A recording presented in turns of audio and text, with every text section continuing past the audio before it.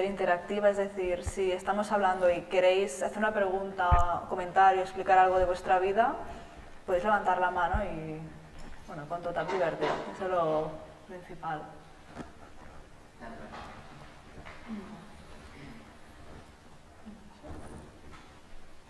Vale, pues entonces vamos a empezar. Vamos a hablar del diario de AJ, una alma resiliente.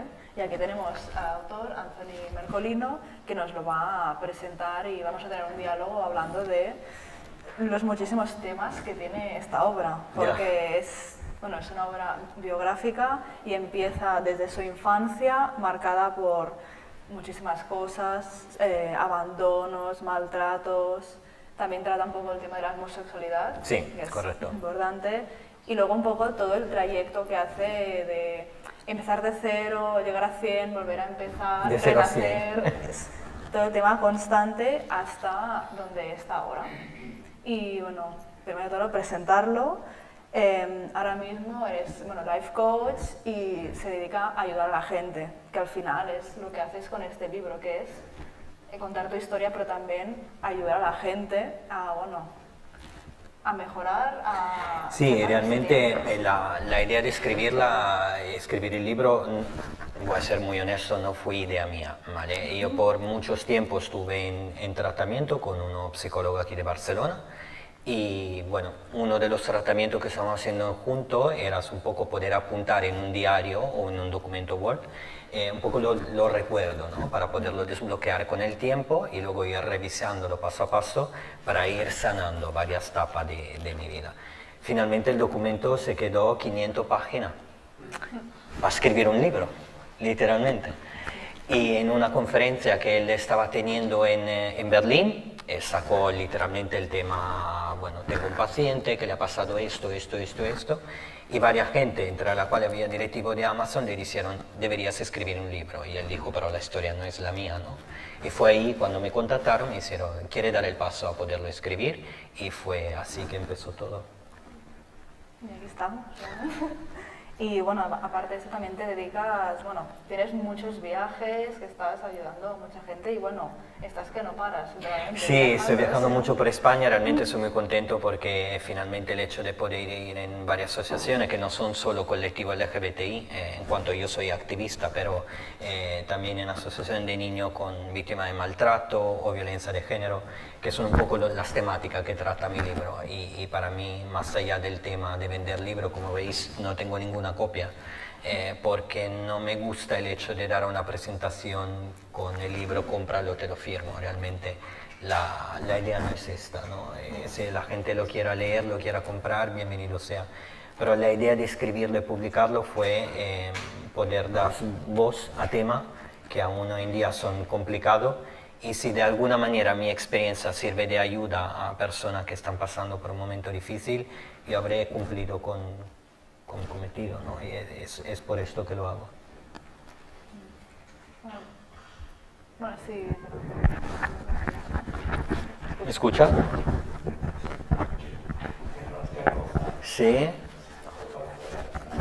A ver, ¿mejor así? Sí, vale, estupendo. Bueno, entonces ahora empezaremos comentando un poco cada capítulo y un poco todo tu recorrido. Vale. El principio de todo es, una infancia que no hay amor, hay abusos, en tu familia ves violencia, adicciones. ¿Cómo es la experiencia? ¿Cómo te sentías siendo tan pequeño y ya es lo primero que conoces? Mira, realmente es un poco complicado poderlo describir sin que suene excesivamente dramático o victimista, porque un poco como te comentaba antes, más allá de todo lo que me ha pasado en mi vida, yo me considero una persona muy afortunada. Estoy en un lugar donde quiero estar, tengo una vida casi perfecta, hago lo que me gusta, pero sí que es cierto que mi infancia ha sido probablemente la parte más complicada. Yo vengo de una familia de Milán, de un pequeño pueblo cerca de Milán, y la raíz de mi familia es del sur de Italia. Una familia muy humilde, muy pobre, y con dos padres que tenían fuerte problema, tanto a nivel del alcohol y la droga. Y en mi caso, definir la infancia es complicado. Yo no tengo ningún recuerdo bonito de esta etapa, por lo menos la que me ha tocado vivir. Mi padre era una persona muy violenta y hoy con una cierta tranquilidad puedo expresarlo. Yo he sido víctima de maltrato y abuso por parte de mi familia por casi 12 años. Cuando hablo de tortura no me refiero solo a la parte física de ir al hospital cada 2 por 3 con un brazo roto o el ojo morado o un cigarro que te se puede apagar en la piel. Me refiero a una tortura constante por parte de ellos, abandono, insulto, maltrato. Pero cuando tú naces en una circunstancia, lo ve como normal. O sea, para mí era normal lo que me pasaba, tanto a mí como a mi hermana, a mí en la mayoría de las circunstancias. Pero, por ejemplo, yo no tengo recuerdo de una fiesta de cumpleaños, no tuve, como yo hago con mi hija, no, el pastel, la vela, los regalos, yo no he tenido nada de todo eso. Es una infancia bastante difícil, pero es lo que dices, que al final es lo único que has conocido, y claro, en ese momento tampoco podías hacer mucho más. Calcula que lo que te digo, mis padres, mi madre, bueno, empezando por ella, porque la raíz se viene más por tema de la familia de mi madre, no se querían entre ellos. Fue un matrimonio combinado, forzado en el sur de Italia. Mi padre mucho más mayor de mi madre, entonces ya empezando por ahí la cosa está más rota. Mi madre era la de los dos, yo creo que la que tenía más el problema, el tema de adicción. Pero yo lo poco recuerdo de mi madre era que yo tenía 6-7 años, ella llegaba a casa borracha, vomitando por casa y te estar ahí ayudándola, limpiándola, o que le servía el mono de la droga y nos arrastraba del pelo de la cama a las 4 de la madrugada mientras dormíamos para pegarnos. Y esto era un día sí, un día no, un día sí, un día no.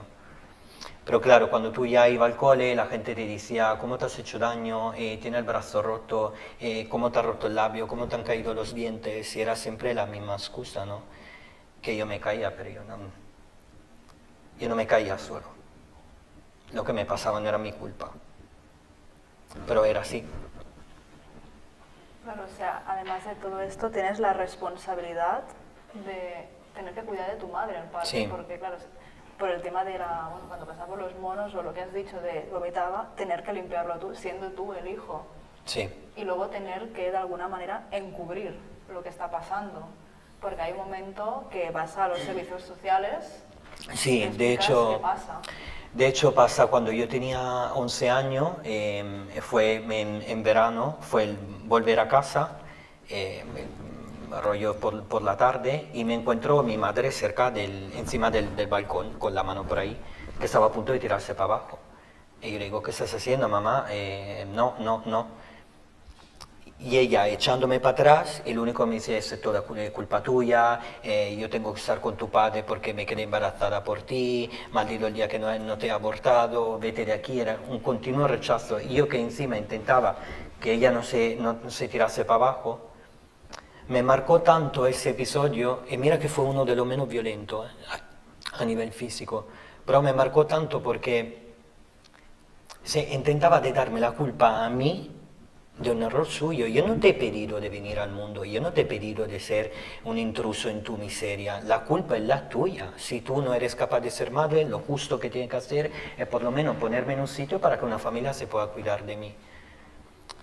Me lo tomé tan a mal que el día después fue ir al colegio y no había obviamente entregado los deberes que tenía.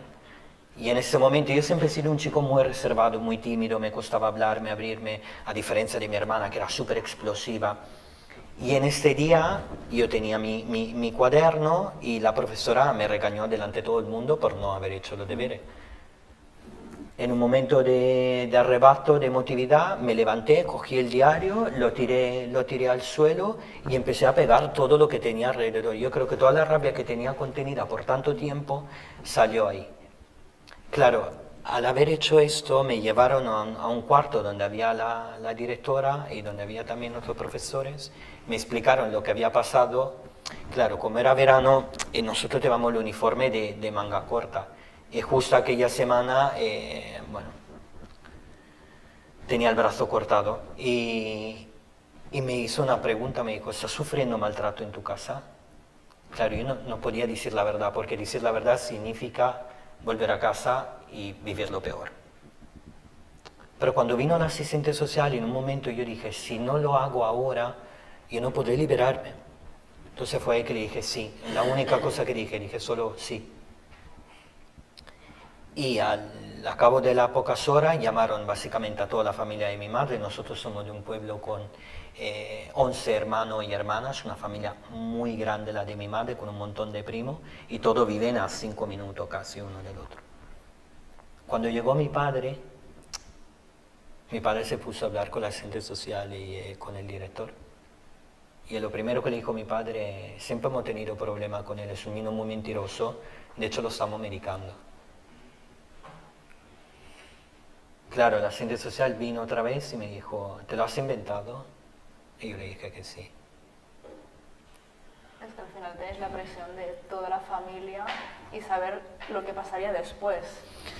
No fui suficientemente valiente para contar lo que nos hacían. Fue llegar a casa, mi madre estaba sentada delante de la tele con un cigarrillo en la mano, con la tele apagada, y me dijo, ¿pero tú qué te pensabas, que te ibas de aquí sin mi permiso? Ni siquiera le contesté, me fui en la habitación, no cené. La mañana después, cuando me desperté, había cambiado algo en mí, decir, por cuanto yo al principio había dicho la verdad y luego la había cambiado, ya había dado el paso. Ya había dado el paso, por cuanto pequeño, pero ya había dado el paso a poderme liberar. No sé realmente qué pasó, pero estuvimos todo el verano con una tranquilidad que jamás había estado en mi casa. Cada uno hacía su vida, mi madre por un lado, mi padre por un lado, y mi hermana adolescente salía. Ni siquiera se hablaba. Yo tuve que aprender a cocinar por mí mismo, a lavarme mi ropa, a hacer mis cosas, pero por lo menos nadie se pegaba, ya no había los gritos en la calle, ya nadie me hacía daño. Entonces, de alguna manera, había conseguido una cierta estabilidad. Pero tenía que seguir yendo a las sesiones de terapia con la asistente social, y de hecho por una larga temporada mis padres me estuvieron medicando con psicofármaco. Yo tenía 12, 13 años y no tenía opción, tenía que tomarme la medicina que ellos me daban. Pero por lo menos en aquel momento las cosas fueron un poco mejores. Pero solo fue un periodo, porque claro, pasas de todos, bueno, casos de violencia, de todo, a una calma, que al final es un poco inquietante de saber hasta cuándo va a durar esta calma.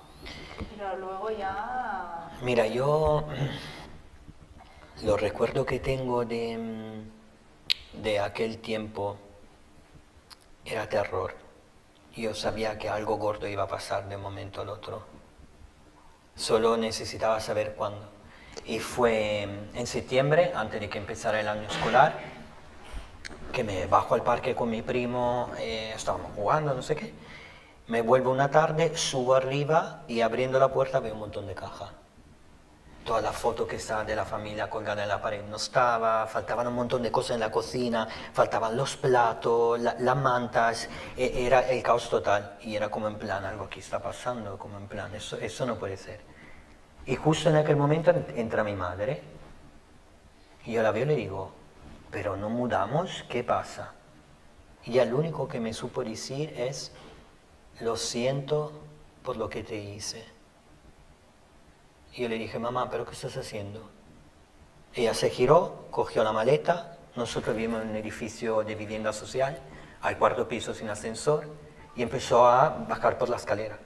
Y yo le gritaba, mamá, mamá, mamá, no me dejes aquí, no me dejes aquí, no me dejes aquí. Porque claro, yo no quería quedarme con mi madre, no me quería quedar con mi hermana y con mi padre, porque mi padre no es mi padre biológico. Mi madre se quedó embarazada en una noche de fiesta y entonces el hombre me odiaba del día 1, aunque ese para mí era mi padre. Llegamos abajo, ella entró en el coche, yo intenté abrir la puerta, le digo, mamá, por favor no me abandone, que no quiero que me voy en una casa de acogida, no quiero quedarme con el papá.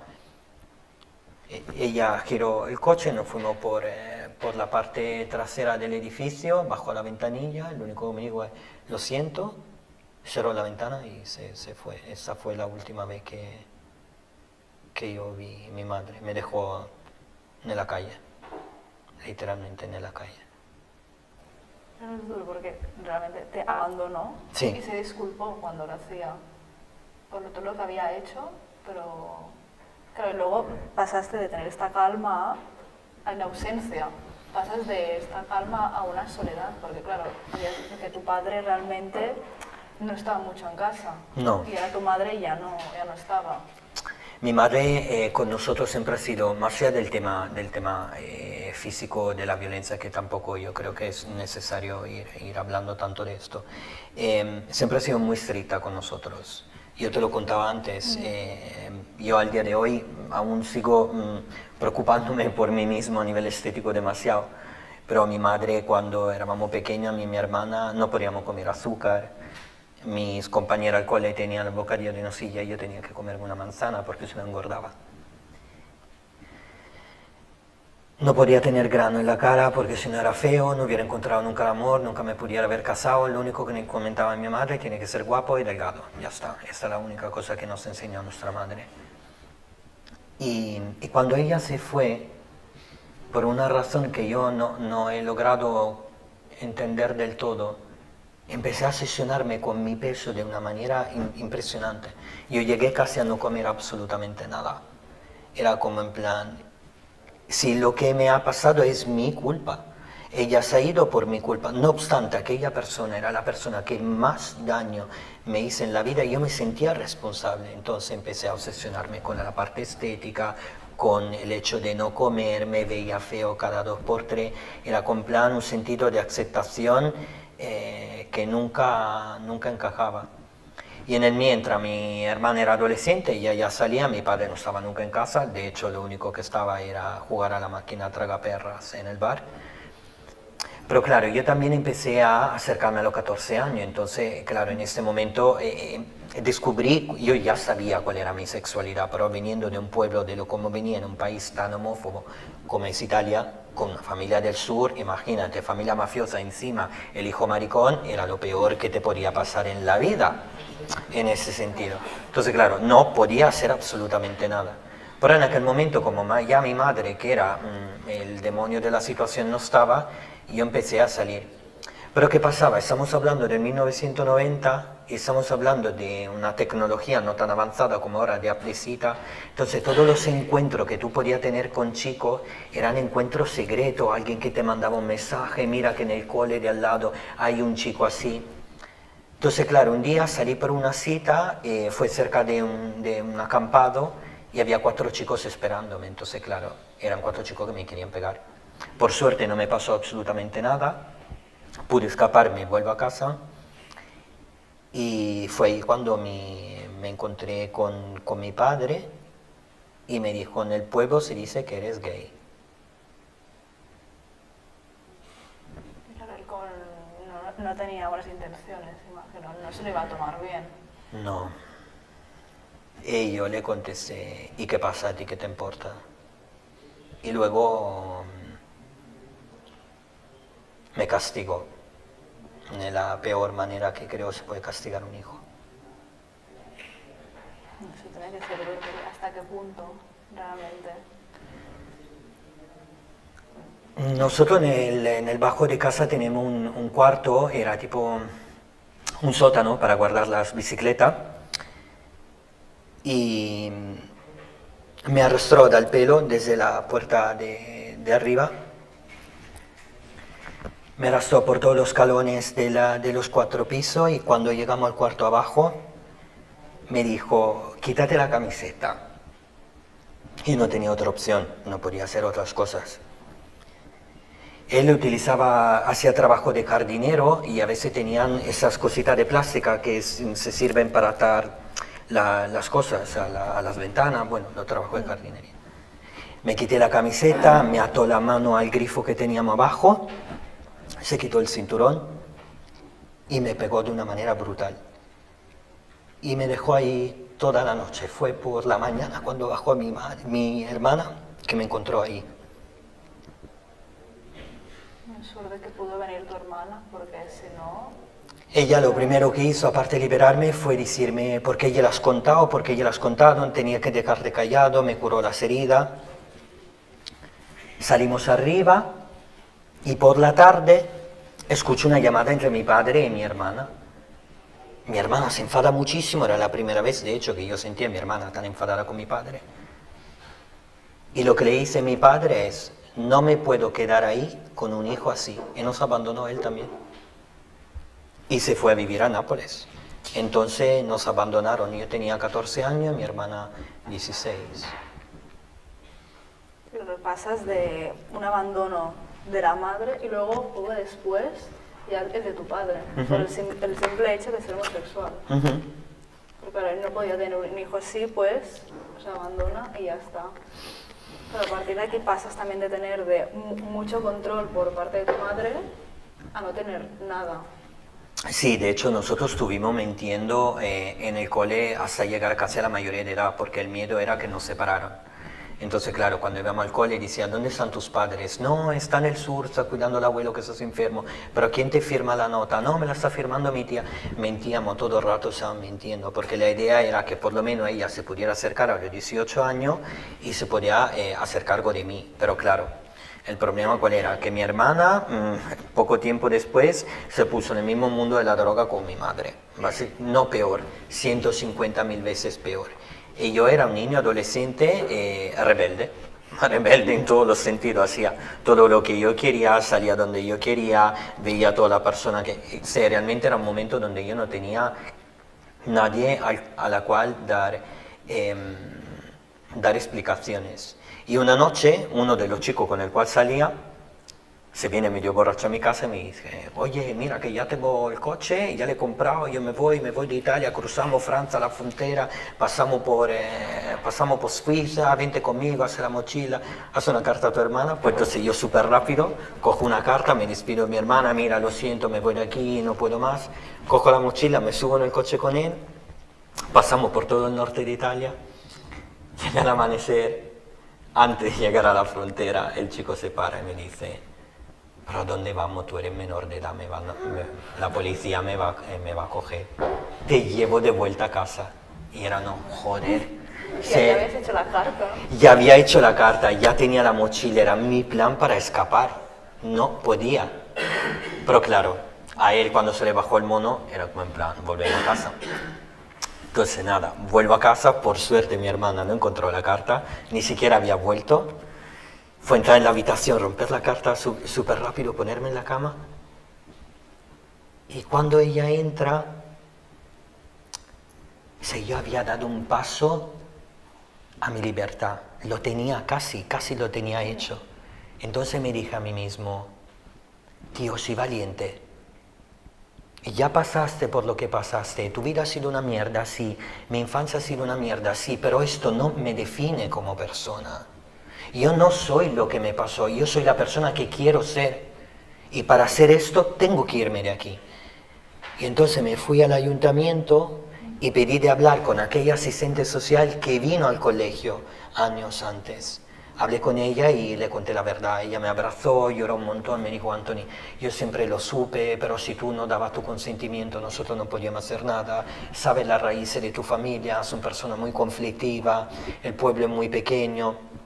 Pero claro, como yo ya estaba cerca de la mayoría de edad, no tenía una edad para ser adoptado. Y entonces la única solución era entrar en una casa familiar, en una casa de acogida, ¿vale? Y realmente fue una experiencia muy bonita. Yo tengo muy buen recuerdo. Era tipo una aldea súper católica cristiana, con una pequeña iglesia en el centro. Y mucha casita pequeña. En mi casita era súper cool porque yo tenía una cocina súper pequeña con una cama un sofá que se hacía cama. Era tener mi primera casa y nunca tuve una casa por mi cuenta. Bueno, era un poco el primer paso a la libertad. Sí, totalmente. Y luego tengo muy buen recuerdo. Yo conocí a muchas personas fantásticas y era la primera vez que tenía alguien que se ocupaba de mí. Claro, había alguien que podías depender de ellos, pedir ayuda. Y era bonito. Al final seguía siendo menor. Sí. Necesitabas tener una figura de alguien que te pudiera cuidar. Ellos obviamente nos daban tareas a todo lo que estábamos ahí, era primero ir a la iglesia toda la mañana, que era un coñazo, lo siento por quien es católico, pero bueno, era lo que tocaba, ¿vale?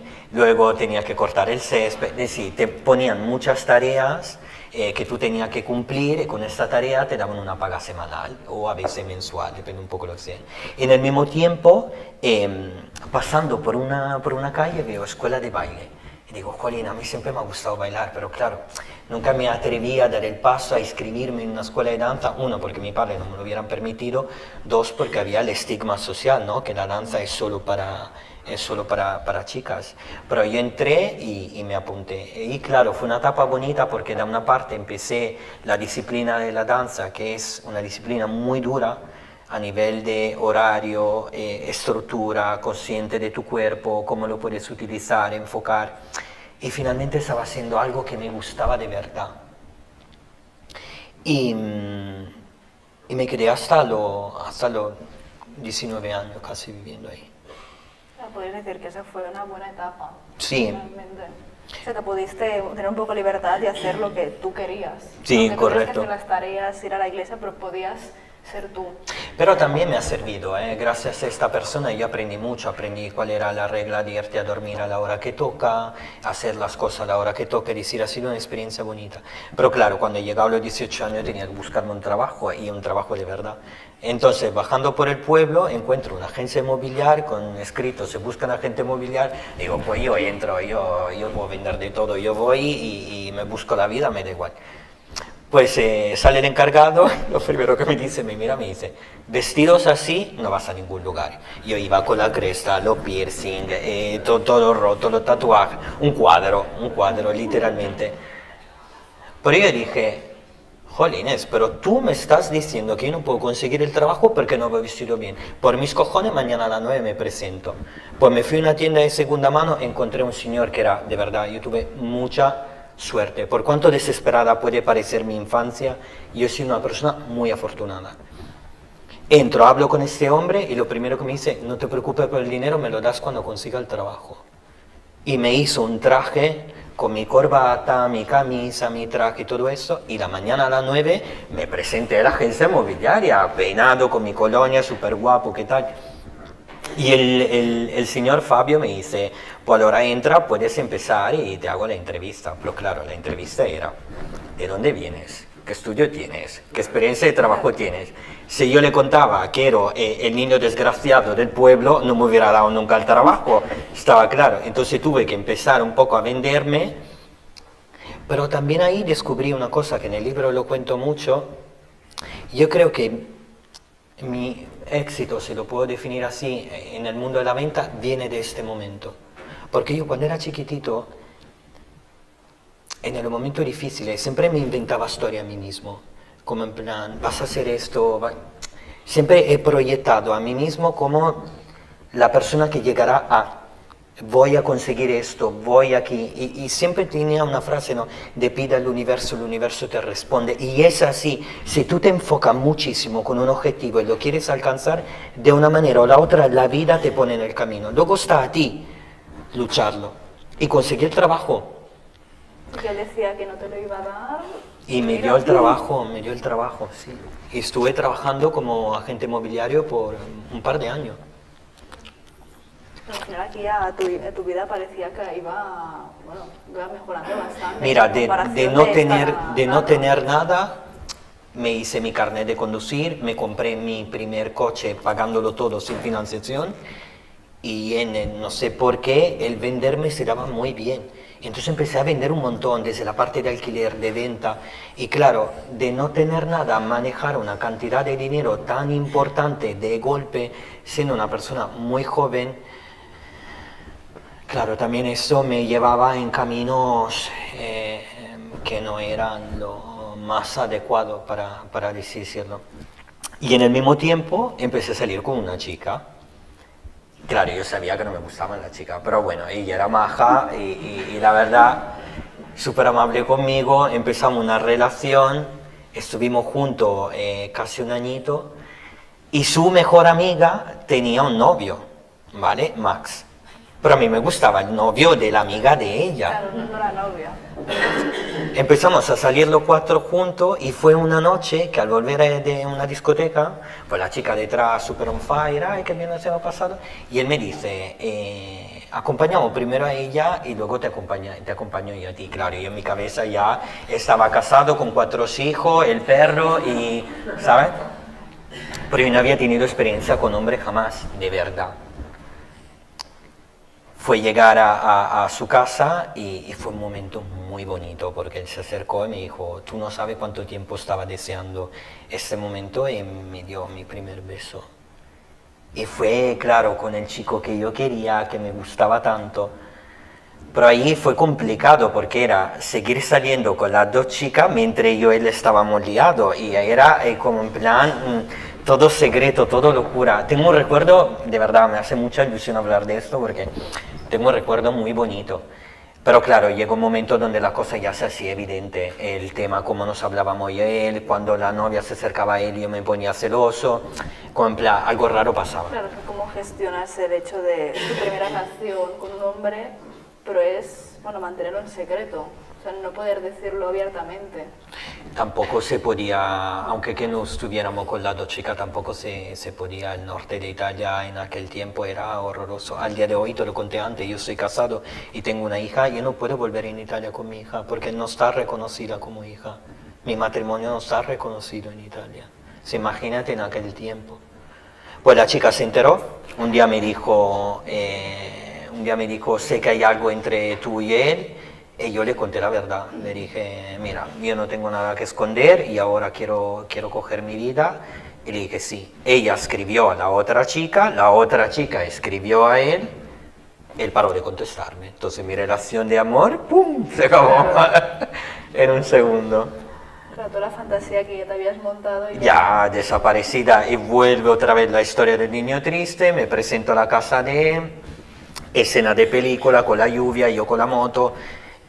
Claro, el del balcón, yo lo vi de la habitación, la madre, súper mala, malísima, la mala de Blancanieves, pasas afuera y me dice, mi hijo no está. Digo, no, tu hijo está ahí, me está bien, amiga que no está, quiero hablar con él. Y luego, pues él baja y me dice, mira, lo siento mucho, pero mis padres no me permiten tener, él estaba estudiando para ser abogado, y me dice, no, mis padres no me permiten tener una relación contigo.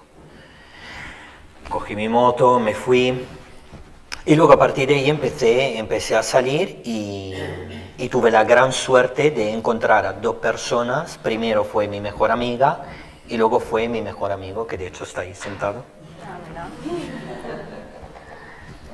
Y entonces, claro, ahí era un momento bonito porque uno estaba libre, tenía el consentimiento mío y de nadie más. Pero yo era muy joven, trabajaba mucho. Y el tema baile ya se había convertido en algo más afuera de la escuela de danza. Y de hecho, yo él un día, sentado en un bar de Milán, estaban tomando un chupito de tequila, y yo le dije, oye, si montamos un dúo, nos presentamos en el local, en la discoteca con las drag queen, tú vas a ver cómo vamos a llamar nuestro dúo. Él mira la tequila y dice, pues le tequila. Yo, pues vale, le tequila. Y a partir de ahí nos montamos un dúo, estuvimos trabajando 2 o 3 años en todos los locales de Milán. La gente se volvía loca para llamarnos. En todas las fiestas, en todos los gay pride. De momento hemos tenido un montón de popularidad de la nada. Fue hacer 3 o 4 noches en discoteca y la gente era como en plan, quiero yo dos. Y claro, cuando entramos en el mundo de la noche también hay otra parte más oscura y era entrar ahí, lo primero que te decía, tómate esto y tómate el otro y tómate esto. Entonces empezamos a hacer uso de sustancia de manera regular. Cuando me refiero a regular, me refiero a casi cada día. Habíamos llegado a un nivel que era insostenible. Había un momento que él me llevó al hospital y pesaba 42 kilos, peso 60. Eso no era sostenible a largo plazo. Entonces, claro, una noche lo hablamos yo y él, digo, mira, dejamos toda la mierda, basta, se acabó, nos concentramos en la danza, volvemos a trabajar en teatro, tuvimos un año donde trabajamos con el ayuntamiento y abrí una ONG que aún en día está abierta, la fundamos juntos para ayudar a un niño en víctima de exclusión. Hicimos un ensayo de danza, enseñé a este niño a bailar, recaudamos los fondos, creo fueron 17.000 euros lo que recaudamos. Con radio y televisiones locales, abrí el centro, y que al día de hoy aún sigue, obviamente nosotros no vivimos en Italia, pero el centro sigue abierto. Y fue ahí que le dije, bueno, nos despedimos, haremos la última noche en el primer local donde nos han dado trabajo. Y a partir de ahí lo hacemos en grande y luego nos buscaremos la vida. Aquella noche antes de despedir, se acerca un chico que nos dice a los dos, oye, pero ¿por qué os retiráis del mundo de la noche? No tiene que hacer eso. Y yo le dije, no, bueno, porque tenemos otros planes, otros proyectos. Mira, soy manager de Telecinco, de Mediaset España, y os sigo mucho, os dejo entrar en Italia's Got Talent, ¿de acuerdo? ¿No? Ella, por cierto, es la madre. Hacéis la audición, no os preocupáis. En aquel momento yo no tenía familia. Y en todo este recorrido, él se convirtió en mi hermano y ellos se convirtieron en mis padres. Sí que es cierto que yo no tuve una familia, pero tuve la gran suerte de conocer a gente maravillosa que me trató del día uno como si fuera su hijo. Y me dieron todo lo mismo que a él. Pues que al final familia no es solo Estoy de sangre, muy agradecido en esto, porque si yo no hubiera encontrado esas personas, no estaría hoy aquí vivo hablando contigo. Pero también la ambición te ciega, el dinero te ciega. Aceptamos la invitación. Justo aquel día él no pudo venir. Y me dijo, pues vete tú, habla con él, vete, escucha la propuesta que te quiere dar y a partir de ahí un poco elegimos juntos. Claro, él me envía un WhatsApp y me dice, véntete en Milán, en una zona bastante chunga, en un hotel, tú subes arriba, en la habitación pica, no hables con nadie. Pues entonces le digo a él, yo me voy al hotel, no sé, me ha dicho no hablar con nadie. Pues me subo, pico la habitación, me dice, entra. Lo primero que entro, lo primero que veo es una mesa con, bueno, sustancias, champán y otras cosas, y él estaba muy afectado. Y me dice, siéntate aquí a mi lado. Digo, no, yo he venido aquí para hablar contigo. Me dice, ya, pero primero tú tienes que darme algo. Y le contesté, yo no puedo darte lo que tú quieres. No soy ese tipo de persona. Él se levantó, me cogió por la cabeza. Por suerte no pasó nada. Intentó abusar de mí, pero por suerte yo pude escapar. Le di un puñetazo, si no recuerdo mal, abrí la puerta, me bajé por la escalera súper rápido, llegué afuera, llamé a él llorando, le digo, mira, me ha pasado esto, no es verdad, no vamos a entrar en televisión, eso nos has mentido, ¿eh? Claro, era como otra vez, me está pasando otra vez, es como en plan, llego y boom, y siempre hay alguien que quiera hacerme daño. Esta misma noche, uno de los tíos, el hermano más jovencito de mi madre, me escribe, me dice, voy a celebrar el cumple de mi novia.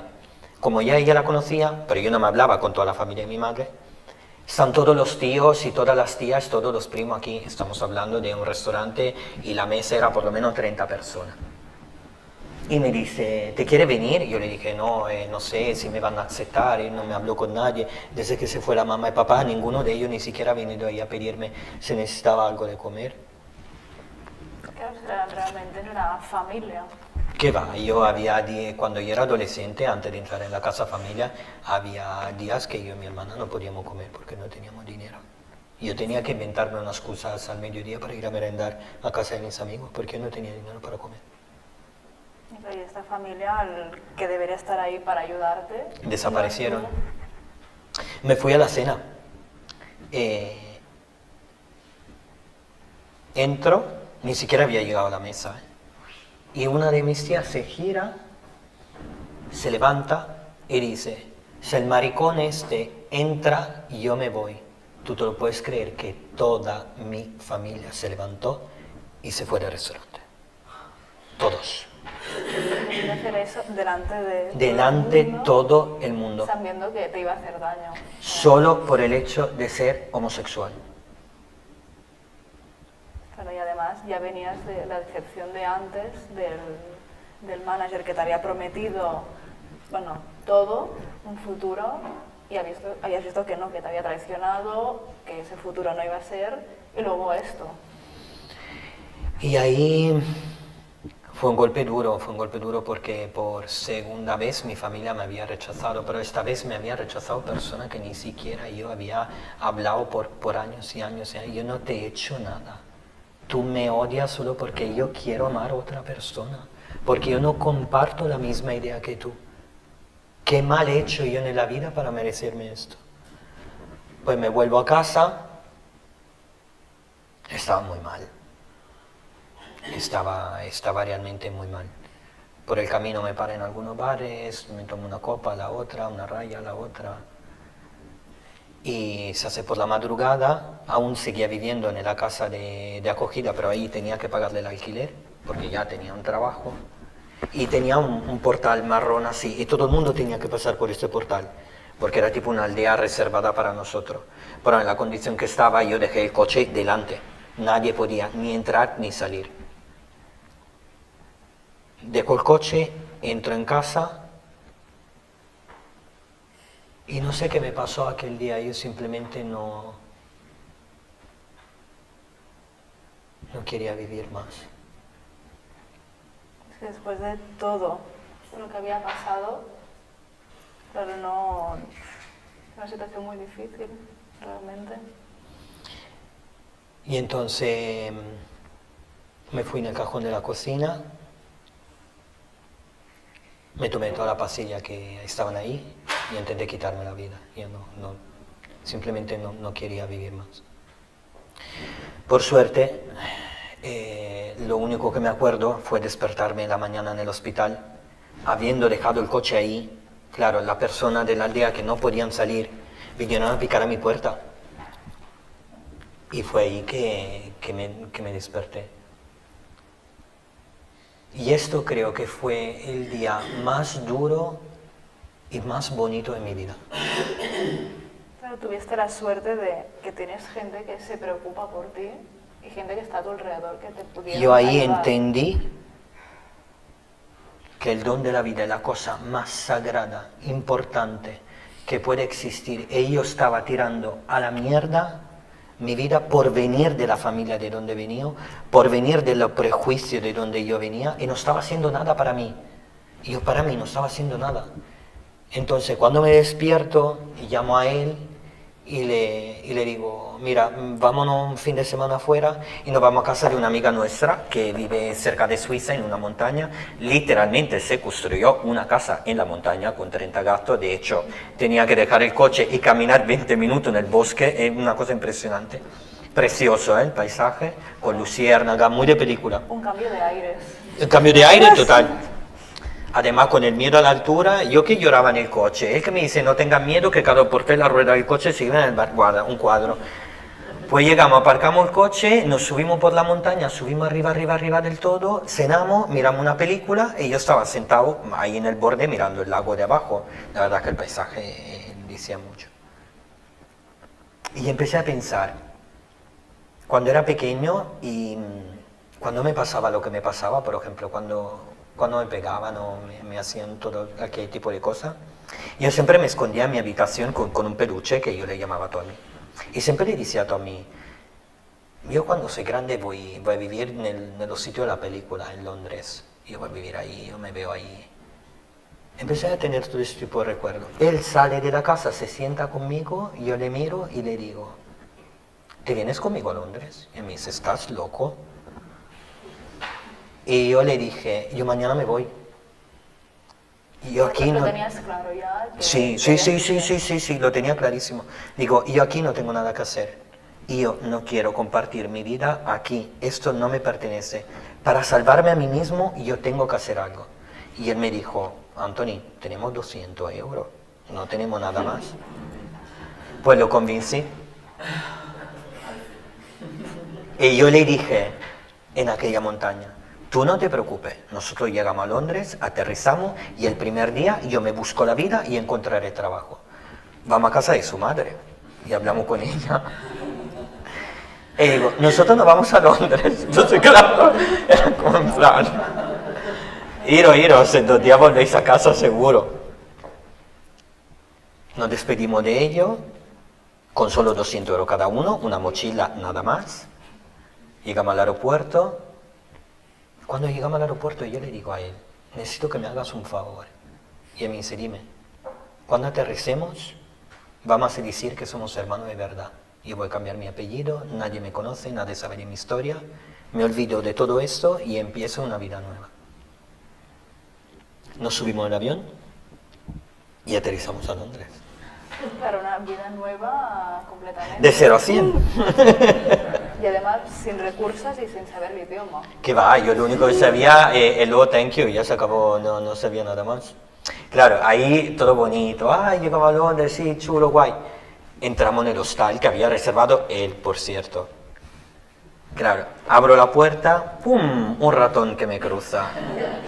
Y yo le digo, me voy, volvemos al aeropuerto, y me dice, no, aguanta. Y yo, no, yo aquí, que no voy a vivir aquí. El grifo oxidado, un olor a mía. No, era veramente una cosa asquerosa,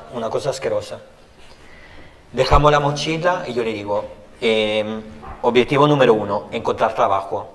Vale, perfecto. Teníamos ya el currículum imprimido desde Italia, teníamos tipo 10, 15 hojas cada uno. Digo, vamos por el centro, vamos en el área gay, seguramente encuentro trabajo. Pues entro y primero que veo es Gay Bar, digo, aquí. Se llama Gay Bar, G-A-Y Bar, y tengo que entrar ahí seguro, ahí me darán trabajo. ¿Tú lo puedes creer que yo entro, voy a la barra a pedir una cerveza y escucho, ¡AJ! Y yo, no me lo puedo creer, Daniel, pero ¿tú qué haces aquí? Un amigo nuestro de Milán. Era como en plan, esa es una señal, pide al universo, el universo te responde. Es así. ¿Qué hacéis aquí? Mira, acabamos de llegar. Ay, qué bien, ¿tenéis trabajo ya, chicos? No, porque aquí buscan 2 personas. Digo, encima trabajar juntos. Era como en plan, eso no puede ser. Bueno, el primer día y ya está. Exacto, subimos arriba, viene ese señor de 1852 años, nos hace una entrevista en inglés de la cual no entendemos absolutamente nada. Mi amigo me dice, tú sonríe, póntete guapo, y ya está. Entonces yo con mi sonrisa, mi pestaña, como en plan, me dará trabajo seguro. Y nos dijo, empezáis esta noche, ir a Primark, comprar una camisa negra. Y empezamos el mismo día, llegando a Londres a la mañana, y a las 8:30 estaban trabajando. Ya, fue así. Fue así.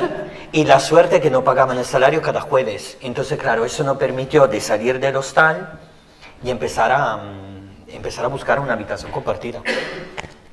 Al buscar un sitio mejor, porque donde estaba ahí, bueno, con la rata y todo. Y en el mientras, claro, ya mi mente, yo tenía 20 y pico años, ya mi mente había dado un clic. Yo ya no quería ser aquella persona, ya no quería tomar nada, ya yo empecé a obsesionarme con tengo que hacer dinero, tengo que hacer carrera, quiero llegar ahí. Entonces, claro, ya mi enfoque era distinto. Mi compañero, él, todo el mundo, acababa la noche en el bar, se iban de fiesta y yo llegaba a casa y estudiaba.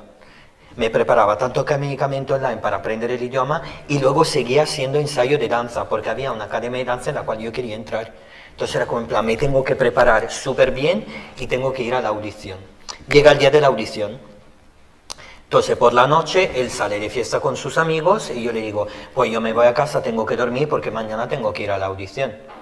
Me se apaga el móvil, me quedo sin batería, llego a la... Ya, vosotros habéis leído el libro. Llego a la puerta de casa y digo, mierda, las llaves las tiene él. Típica casita londinense, nosotros vivíamos en la primera planta, que es más o menos ahí, digo, pues yo se me subo en el tubo del agua, seguramente llego. Claro, 4 de la mañana, cansancio extremo, me subo en el tubo del agua, llego arriba, llego a la madera se rompe, me caigo, me rompo la pierna en 3 partes. Jamás pude volver a bailar en mi vida. Pero otra vez, los sueños que tenías, ya tienes la audición el día siguiente y ya vuelves. Claro, ¿qué pasa? El vecino de abajo era un seguridad, no sé dónde era un chico negro enorme, 2 metros. Llama a la policía pensando que era un ladrón. Yo no me podía expresar bien en inglés, la pierna rota, un cuadro, que me quería matar, viene la policía, no, de verdad, pasó de todo. Viene él por la mañana. Yo no quería subirme en el taxi porque decía que estaba bien, pero realmente tenía el pie así. Pobrecito, él me coge en espalda y me lleva al hospital así. Llego al hospital, me ponen un intérprete, le hago una pregunta a la doctora y le digo, ¿puedo volver a bailar? Y ella lo único que me dice, I think no. Entonces, claro, y digo, jolín, todo lo que yo había luchado para llegar aquí, en la audición, cuánto me la había currado, cuánto me la había preparado. Vuelvo a casa, claro, teníamos que trabajar. Me quedé un par de semanas sin trabajar y luego con las muletas y el pie así he vuelto en el bar. Yo tenía que currar, no podía quedarme sin dinero. Fue duro, estar ahí en una discoteca sirviendo copa, fue muy duro. Y ahí encontré la pasión más grande de mi vida, que fue el deporte. Para mi recuperación yo tuve que apuntarme a un gimnasio y contraté una entrenadora personal. Y esto a mí me salvó la vida. A mí el deporte me salvó la vida. No hay cosa más buena en el mundo que yo adoro que no es esto. Entonces, claro, empecé a ponerme en el mundo de la nutrición, que es un coach deportivo, cómo te cambia la vida, la disciplina, cómo te sientes bien, cómo te ves bien. Y dije, jolín, si yo de mayor quiero hacer ese trabajo, yo quiero ser entrenador personal, yo quiero ayudar a la gente, quiero ir por ahí. O sea, realmente el accidente cambió el rumbo de tu vida. Sí. ¿De aquí? Y entonces, claro, yo empecé a formarme académicamente, a entrenarme un montón, me había recuperado, estaba súper bien, pero ya la ambición mía de no quedarme a un nivel bajo, que no pasa nada para hacer un nivel bajo, pero no va conmigo, yo soy una persona muy ambiciosa, a veces demasiado, porque cuando me pongo una cosa en la cabeza, la consigo, hasta la muerte, pero la consigo. Le dije a él, oye, yo salgo del barrio, necesito encontrarme un trabajo normal, y yo quiero ganar dinero, quiero aprender el idioma y quiero vivir aquí bien. Desde la discoteca pasé a Costa Café. Para mí era, voy a trabajar en una cafetería. Bueno, eso cambio. Es un cambio, venga, de decir qué copa te pongo, ya era como en plan, ¿quieres un café macchiato con leche, un chai latte? Será como en plan, y tenía mi uniforme que no olía a alcohol todo el día, los pies no estaban mojados, ya era un paso. Bueno, total, un día trabajando en la cafetería, entra un chico, alto, negro, con esta camisa azul, es guapísimo, con un perfume, guau. Y me mira, me sonríe, yo claro, le sonríe, tipo Cenicienta, guay, obviamente Cenicienta yo. Se acerca, me dice algo que no entiendo y yo le contesto, pero ¿por qué no te tomas la leche de soja? Porque engorda menos. Porque claro, me estaba preparando por la parte de nutrición deportiva. Él se pone a reír y me dice, ¿qué haces esta noche? Y yo le digo, son las 4 de la tarde, acabo a las 9. Me dice, yo te espero. ¿Se esperó? Unas cuantas horas, Se esperó sentado en la silla. Claro, yo hablaba con mi compañero de trabajo y todo el mundo, ya verás tú, no sé qué, no sé cuál. Pues acabo, me siento con él a hablar un rato y me dice, te invito a cenar. Y yo digo, mira cómo voy vestido, a ver, tú estás. Me dice, no te preocupes. De ser acostumbrado en 5 años viviendo en Reino Unido a coger siempre la metro, 2 o 3 veces cuando me lo podía permitir un taxi, de repente me subo en un Mercedes. Digo, aquí, aquí qué bien se está, además con los asientos calentitos. Pues me invita a cenar y me lleva a uno de los restaurantes más caros de la ciudad. Imagínate, gente súper mayor, vestida bien, que te mueve en la silla. Y yo así, no entendía nada, era como estar literalmente en una película. Yo vivía en Manor House, él vivía del otro sitio en Stratford. Había mucho recorrido, me lleva en coche. Y yo en el mientras hablando con él. Digo, ¿cuándo te lo puedes creer? Ir a cena. Pues llego a la casa. Claro, me despido de él, mientras yo le doy un beso, él y todo mi compañero de piso ahí mirando, sí, como en plan no lo ve nadie, muchas caras todos juntos. Ha sido entrar y todo el mundo, ay, Cenicienta de la cafetería, el príncipe azul y no sé qué, no sé cuánto. Empiezo a salir con ese chico, pero tampoco para mí era suficiente.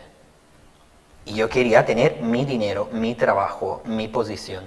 Entonces de ahí empiezo a trabajar en venta, pero en recursos humanos, en una empresa de recursos humanos de la parte médica. Mientras empezaba a salir con él, allá había cambiado mi trabajo en recursos humanos, había aprendido muy bien el idioma, había hecho un montón de formaciones, pero mi obsesión por el perfeccionismo era, el primero que entraba a la oficina era yo, el último que salía era yo, era como en plan, lo tengo que conseguir. Y al año después llegué a ser el director de la empresa. Había alcanzado un nivel de vida, wow. Claro, es lo que hemos estado diciendo, de pasas de 0 a 100. ir a Londres sin recursos a, bueno, el director. Lo había alcanzado todo. Vivía con él en su casa, una villa de 2 plantas, con servicio, con coches afuera, teniendo mi trabajo que me daba mucho dinero, estaba súper enfocado en lo mío y llegara un momento como en plan, tío, has llegado ahí. Todo lo que yo había visualizado, pide el universo me ha contestado. Como en plan, me lo he currado, he llegado ahí, pues muy bien. Pero claro, como cada cuento tiene su magia, ¿no? Y tiene su precio. El chico era muy controlador, mucho más mayor que yo, muy posesivo. De repente me veo privado de mi libertad, ni siquiera podía salir con él, que era mi mejor amigo. Hasta que llega un momento y dice, todo mi sacrificio para llegar aquí a tenerlo todo, sí, vale. Pero de mí, ¿qué tal? ¿Qué ha pasado conmigo? ¿Qué ha pasado con aquella persona que tenía un montón de sueños, que quería luchar por la libertad, que quería alcanzar su meta? ¿Qué ha pasado con esta persona? Y me acercaba a los 30 años. Él y 2 amigos más me organizaron una fiesta de cumpleaños y literalmente fue la fiesta de cumpleaños más top que se puede imaginar en la vida. Me alquilaron un local entero, había un montón de gente que venía de todo el mundo para celebrar mi cumpleaños. Fue una fiesta súper, súper top y mi novio de aquel entonces no estaba. Con amigos de Italia, con él, con nuestra familia, fue todo súper, súper bonito. Sí, es muy bonito porque habías comentado, claro, de antes, que bueno, no tenías amigos de pequeño, que los padres, bueno, no te hacían la tarta de cumpleaños, no tenías esos recuerdos A tenerlo todo. Tenerlo. Y yo tengo una gran suerte, literalmente yo al día de hoy sigo teniendo contacto con gente que ha trabajado conmigo, gente que ha sido mis clientes de entrenamiento personal, por ejemplo, Esther ahora es una de mis mejores amigas. Yo me llevo bien con toda la gente que he conocido, tengo mucha suerte, mucha suerte. Fue llegar la tarta, por cierto, él me hizo la broma de hacerme una tarta a forma de un porro gigante con el número 30 encima. Fue a apagar las velas y de momento, tipo la tristeza me invadió, pero un montón. Me voy al baño, él se da cuenta, me dice, ¿qué te pasa? Digo, no, tranquilo, tranquilo. Me voy al baño, me lavo la cara, me miro al espejo y digo, tío, te estás haciendo mayor. Claro, es que ya llegaste a los 30 y al verla, bueno, soplar la vela ya viste que... Te estás haciendo mayor y yo aún no soy feliz. Llego a casa, nos despedimos de la fiesta y ahí viene la mala noticia. Él viene a mi casa y me dice, oye tío, que he cogido la decisión de irme a vivir a España. Digo, no, ¿cómo te vas a vivir en España? ¿A dónde? Me dice, a Barcelona. Digo, ¿qué me dejas aquí solo? Me dice, ¿qué va? Lo tienes todo, tienes un trabajo de la hostia, ganas mucho dinero, tienes un montón de amigos. Digo, por favor, no me dejes solo. ¿Yo qué hago sin ti? Eres mi mejor amigo de toda la vida, eres mi hermano, yo no sé si puedo estar aquí solo sin ti. Me dice, no te preocupes, todo te irá bien. Me dice, pero hacemos una cosa, como regalo de cumpleaños nos vamos a Canarias. Hacemos unas vacaciones juntos y luego al volver de aquí yo me voy a Barcelona y tú te quedas. Vale. Y en el mientras lo estaba casi dejando con mi novio y me compro un ticket para ir a vivir a Glasgow. Like a very Scottish person. Nos vamos a Canarias. Vamos a Canarias, súper bien. Tuvimos 3 días de fiesta súper top. Nos lo pasamos bomba, me lío con un chico, entonces era como en plan, ya está claro que con mi novio no puedo volver, no porque la había traicionado, porque simplemente el hecho de besar a otro hombre me había dejado entender que esta persona no era para mí. Vamos de fiesta, me suena la alarma, que el avión salía en 1 hora, pero yo estábamos en el club todavía. Entonces claro, sin pasar por la Airbnb, nos subimos en el taxi en una condición horrorosa. Nos vamos al aeropuerto, 4 horas de avión, sale, entra del baño, vomita uno, vomita el otro. Llegamos al aeropuerto, él se despide, va en su casa, y yo vuelvo a mi casa y hablo con Charles.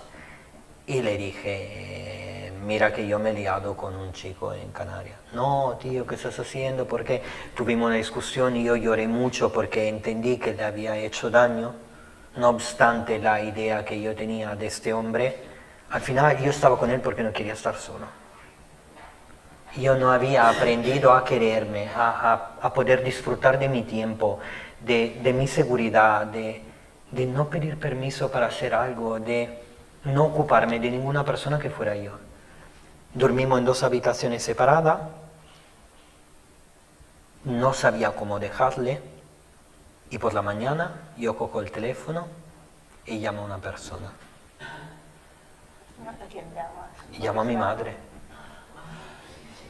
La persona que no nos esperamos que llames. Después del abandono, ¿cómo es que quisiste llamarla y ponerte en contacto con ella? O sea, después de todo lo que había pasado. Porque era la única persona que yo conocía que pudiera estar en una relación y al mismo tiempo con otra persona y ser capaz de dejarlo todo e irse, coste lo que coste. Sí, bueno, realmente es lo que hizo. La llamo, le digo, hola mamá, soy yo, ella se queda en silencio. Empezamos a hablar y me dice, ¿tú dónde estás? Digo, vivo en Reino Unido. Me dice, ¿cómo en Reino Unido? Sí. Digo, hace 10 años que me he ido, pero como no os habéis preocupado ni una vez, ni tú, ni papá, ni hermana, ni nadie le sabía ni siquiera si estaba vivo. Le empecé un poco a explicar de mi vida, ella me comenta la suya, me comenta que se quedó en la calle durmiendo, luego estuvo en una sesión de protección de mujeres, que la había pasado muy mal. La vida la castigó. Todo el mal que me ha hecho la vida yo lo devolvió. Hasta hace poco tiempo enfermarse de un cáncer al útero y hay muchos estudios que el cáncer al útero en la mujer está relacionado mucho con problemas con los hijos. Y le dije, necesito tu ayuda. Y ella me dice, ¿cómo te puedo ayudar? ¿Cómo dejo a mi pareja? No sé cómo dejarle. Ella más o menos intenta darme su consejo. Nos quedamos una temporada hablando, pero era siempre lo mismo. No me ha pedido nunca perdón. La segunda llamada me pide de enviarle dinero para comprarse no sé qué. Luego me bloquea por 2 o 3 meses, luego vuelvo a hablar y digo, al final, es la misma historia. Claro, que tengo curiosidad es que has mencionado de que tenía cáncer de útero, que está relacionado, bueno, puede estar relacionado con el tema de los hijos. ¿Es algo que te dijo a ti? No, son estudios que yo hice, hay muchos estudios sobre vale. esto. Y llega el día que él se va a Barcelona. Yo estaba arreglando algunas cosas en la casa y encuentro mi diario. Y voy leyendo de cosas de cuando era pequeño, de cuando había llegado ahí. Y lo leo mucho y digo, guau, tío, ¿dónde has llegado, no? Si había cosas que había escrito cuando tenía 10 años, quiero vivir en Londres, quiero tener esto, quiero llegar ahí. Digo, wow, pues lo hice. Yo verdaderamente lo hice. Pero ahora, ¿qué quiero? Yo no soy feliz. Lo tengo todo, pero realmente no tengo nada. Y de repente le suena la puerta a él con mi maleta, esta vez no mochila, maleta y varias. Y él me abre y dice, ¿qué haces aquí? Digo, pues me vengo a Barcelona contigo. Sí, y ahora es volver a empezar de cero, pero bueno, sabiendo, bueno, tendrían dinero y teniendo más recursos. Distinto, ya tenías un fondo económico, ya no eres tan loco, pero sí que me acuerdo que cuando temblaba, yo cuando la chica me dijo tarjeta de embarque, yo estaba ahí con el pasaporte, él me mira y me dice, ¿estás seguro? Y la chica también me dice, ¿pasas o no? Que había un montón de gente atrás. Y yo bloqueado, y le dije, sí, lo estoy. Y me subí en el avión con él y llegamos aquí en Barcelona en junio de 2017. Y desde entonces mi vida cambió mucho. Conseguí enfocarme y retomar mis estudios de entrenamiento personal, conseguí trabajo en un centro deportivo, bueno, un premium aquí en Barcelona, que era mi sueño llegar ahí. Luego desde ahí, desde entrenador personal, pasé a ser director comercial de la parte de venta y mi vida, poco a poco he podido ponerle todo en su sitio, ¿no? La experiencia me ha llegado a parte muy oscura, pero también a parte muy bonita, hasta que conseguí el amor de verdad. Me casé, estoy con mi marido hace mucho tiempo y hace 2 años que soy papá. tienes, puedes tener tu familia. Sí. Y quería preguntar de cómo se siente el hecho de poder estar ayudando a la gente, porque has dicho que tienes la ONG, eres Sí. entrenador personal, ¿cómo se siente? Mira, esa es una pregunta que me hacen bastante. La semana pasada también en el periódico, la periodista me preguntó, te se ve muy seguro, pareces un líder, tiene mucha confianza, ¿cómo puede hacer eso? Yo no pretendo dar lecciones a nadie, realmente no quiero, tampoco no quiero inspirar, yo quiero solo compartir mi historia, pero el hecho que una situación negativa te pueda traer algo positivo y que tú puedas devolver ese favor a alguien que lo necesita, que a lo mejor no ha sido suficiente valiente para dar el paso, para mí es algo importante. Y al día de hoy, mi hija ahora ha vuelto hoy de Colonia, porque ha estado 2 días afuera. Llegar a casa, aunque que estoy cansado del trabajo, que he tenido un día que no sé qué, y ver a mi hija que se acerca a la puerta y me dice, te quiero papá, si todo lo que he tenido que pasar me ha traído hasta este momento, ha merecido la pena, lo haría 1000 veces más, porque hoy tengo la cosa más pura y más buena que una persona puede tener, que mi hija. Puedes tener tu familia, Sí. tienes tu vida porque te has elegido a ti mismo. Sí. Has decidido tomar todas estas decisiones, empezar de cero, cambiar, y al final has llegado aquí, que es lo que tú quieres. Sí. ¿Y cómo es este cambio tan bestia? Wow. De preocuparte por ti mismo a ser tú la persona número 2, a gastarme un montón de dinero porque quería la camiseta de marca o X cosa y irme a la calle con la sudadera manchada de leche que la gente me lo deja notar, como en plan, tío, hacete la barba, ¿no? Como en plan, ella viene primero, es todo, lo es todo. Y de hecho ella es adoptada, ella también tiene una historia complicada a sus espaldas y es la oportunidad que yo quería, que pero yo estoy dando a otra persona y entonces esto me compensa. ¿Y cómo es el tema de adopción siendo 2 hombres aquí en España? ¿Os habéis encontrado muchas pegas, problemas? Mira, yo esa es una cosa que suelo decir mucho y espero no faltar el respeto a nadie, a los españoles. No os dais cuenta de la suerte que tenéis en vivir en un país como este. Por cuanto lucháis, por cuanto os quejáis, por cuanto las cosas no están bien y hay mucho para hacer, sois muy afortunados, sois libres. Más allá del tema de la política, sois libres, podéis amar quien quieras. Podéis adoptar, podéis tener una casa, podéis tener un trabajo. Yo, por ejemplo, a lo largo de mi trabajo, en varias empresas, a veces me encuentro en situación de dirigir equipo, ¿no? Porque también es parte de mi trabajo. Y a veces hay gente muy joven, ¿no? Que viene y... Ay, hoy no vengo a trabajar porque me duele la cabeza porque un elefante se ha comido mi comida de hoy. Compran, tío, espabila, que la vida es dura afuera, que la gente se muere de hambre, hay mucha suerte, tienes mucha suerte, haces un trabajo que te gusta, te están pagando bien, tienes una casa, te puede permitir de vestir, te puede ir a la calle a tomarte algo con tu pareja, hombre, mujer, trans, lo que sea, sin que nadie te dice nada. Tienes mucha suerte. Hay gente que verdaderamente lo pasa mal y no es para ser la víctima. Para quejarse hay que sufrir primero. Ninguna batalla se gana sin sacrificio, ninguna competición se gana sin entrenamiento. Si quieres algo te lo tienes que luchar. Ojalá la cosa pueda caer del cielo, ganar la lotería, tener el trabajo de la hostia, hablar con un amigo, ay, no me gusta mi pareja, qué pesado. Pues déjalo, has hecho algo para cambiar tu relación, no me gusta mi trabajo, hago lo mismo. ¿Has hecho algo para avanzar en tu carrera? No te puede quedar todo el día callado, no te puede quedar tampoco todo el día siempre quejándote que las cosas no van bien. Ninguna persona tiene la vida perfecta, la vida es una mierda, es todo sacrificio, pero es un don y es el don más importante que una persona tiene. Hay una oportunidad, es un shot, no hay más. Una vez que tú pierdes el tiempo no lo recupera. El tiempo es las cosas más caras que una persona tiene.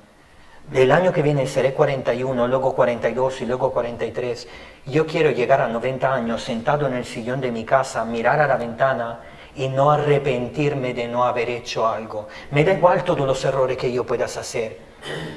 Quiero estar seguro que todo lo que he querido hacer he sido valiente para hacerlo. Quiero escalar en mi trabajo, me pongo curro, lo hago. Quiero escribir un libro, lo hago. Quiero dejar mi pareja porque no estoy bien, la dejo. No me puedo quedar en el miedo siempre. Y aquí en España tenéis mucha suerte porque todo esto lo podéis hacer. Si al final es elegirte a ti mismo y elegir qué es lo que quieres hacer. Sí. O sea, realmente es la esencia del libro. Y sí que tengo una pregunta importante que es, después de todo lo que has pasado, todos estos cambios, si tuvieras la oportunidad de hablar con tú de pequeño, ¿qué le dirías?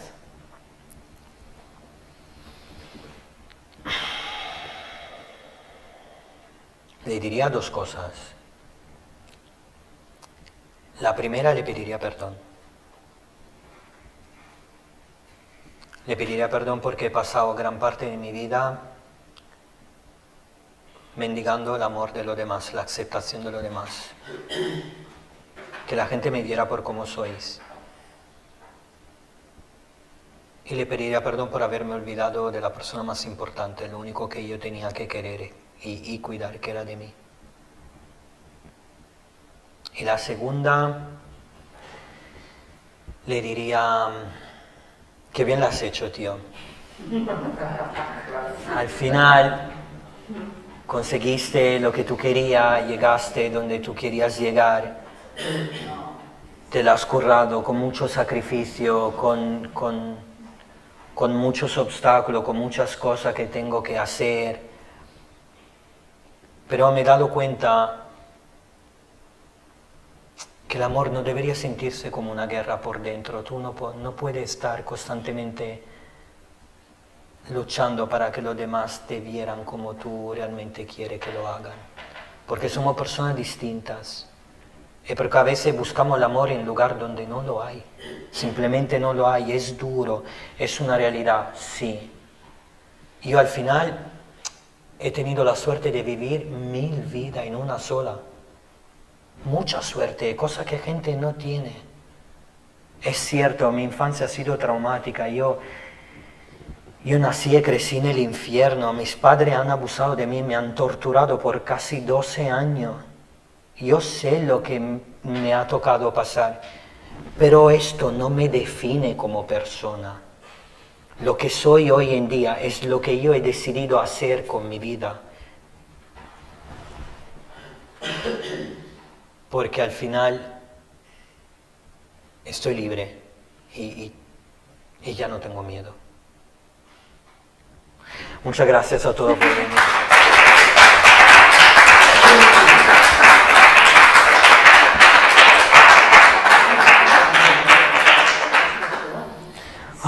Si queréis hacer alguna pregunta, algún comentario. No, tuve la suerte de compartir contigo un tiempo laboral. Un tiempo laboral en el que tuve que leer el libro para enterarme de todo esto, ¿no? Entonces, te veía crecer en el trabajo, te veía en un entorno en el que de mucha exigencia, nos tocó en la época de la pandemia y lo pasamos realmente mal, y nunca jamás pusiste esto como excusa.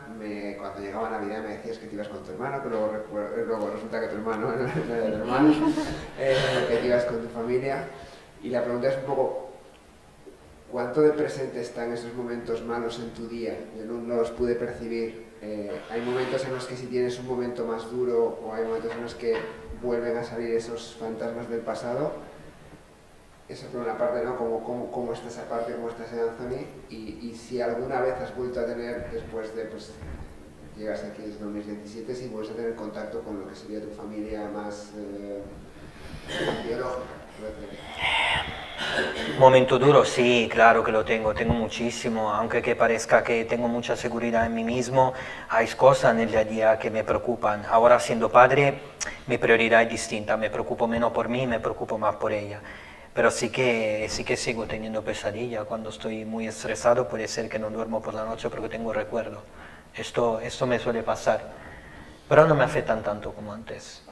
Ahora, cuando tengo un momento malo, si me recuerdo de algunas cosas o me puedo emocionar, lo que pienso es, esto era antes, no es ahora. Y ahora tengo la gran suerte de estar aquí y poder compartir esto con la gente. Y el tema de mi familia biológica, sí, con mi madre, a rato tenemos un momento en el cual hablamos, luego nos volvimos a hablar por un año, la bloqueo, la desbloqueo. Por mucho tiempo yo estuve enfadado con ella. Fíjate tú que yo lo que quería es que me pidiera perdón. Y nunca me pidió perdón. Siempre puso como excusa que ella era la víctima, que le ha pasado a ella, no le debería pasar a ninguna mujer. Nunca reconoció haberme arrancado el corazón del pecho, haberme lo hecho así. Yo era un niño, me robaron la infancia, yo no tenía culpa. Y hasta el día de hoy no lo ha reconocido. Pero ya no me duele, porque he llegado a entender que está enferma. Hay personas simplemente que no están hechas para... Con algunos de mis tíos, sí, fíjate tú cómo es la vida, aquella persona que se levantaron de la silla diciendo el marica este, después que viví en Londres, cuando lo tenía todo, por las redes sociales, cuando era director de recursos humanos y tenía mucho dinero, mi nieto favorito que vives en Londres, que bien la ha hecho, vienes en Italia, duermes en mi cama. Con alguno de ellos ahora tengo contacto, sí que es cierto que a volver en Italia tampoco me lo pregunto a mí mismo. Las pocas veces que he vuelto en Italia, todos se han vuelto locos para verme. Algunos de ellos me pidieron perdón, me dijeron que no se dieron cuenta de lo que yo estaba pasando y que eran otros tiempos. Con mi hermana sí y no, y con mi padre nunca jamás. Y el único que le deseo que se pudra en el infierno. He contestado tu pregunta.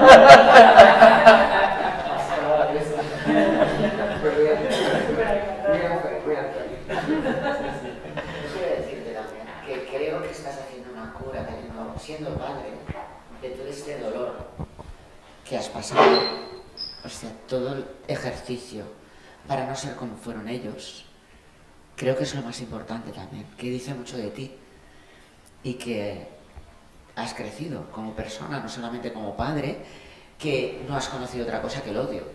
Sí. Pero ahora estás demostrándote a ti mismo y enfocándote con tu hija para darle todo, lo que tú no sabías que existía como padres.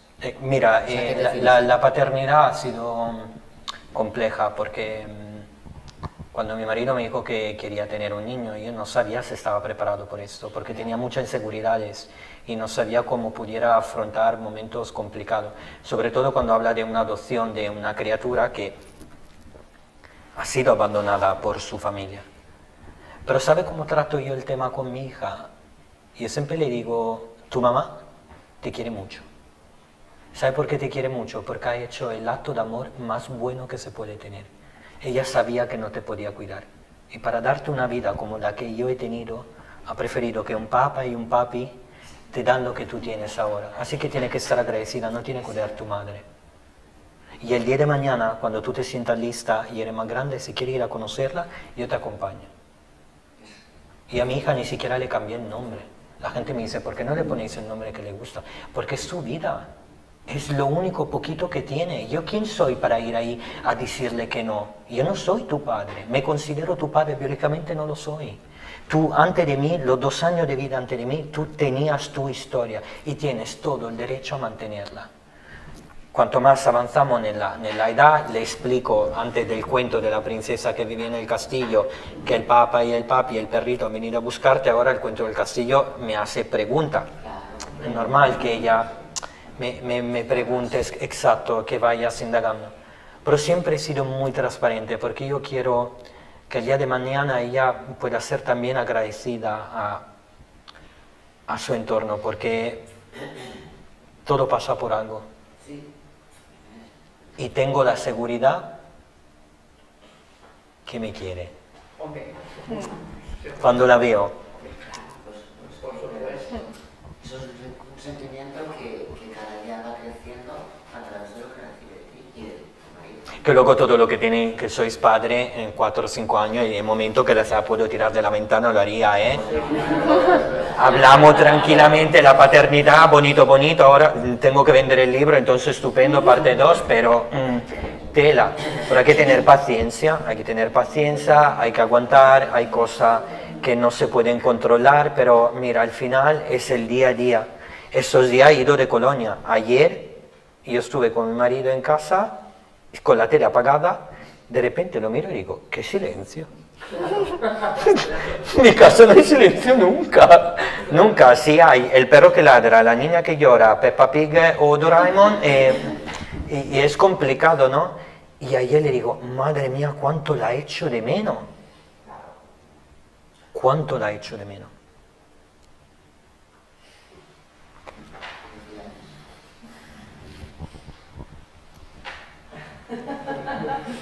Una para la vez. Ah, pobre. Bueno, nada, si no tenía más preguntas, chicos, muchas gracias por venir. Me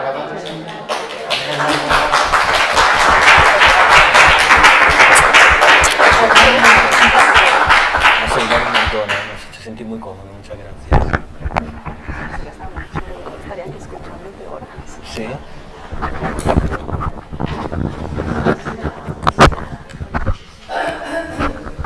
Súper, me siento muy cómodo.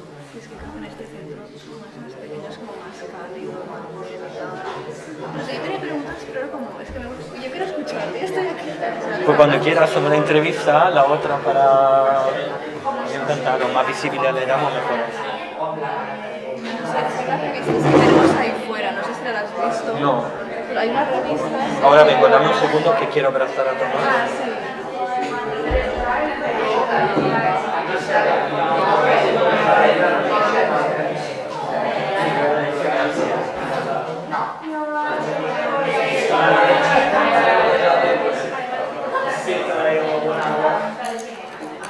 Sí.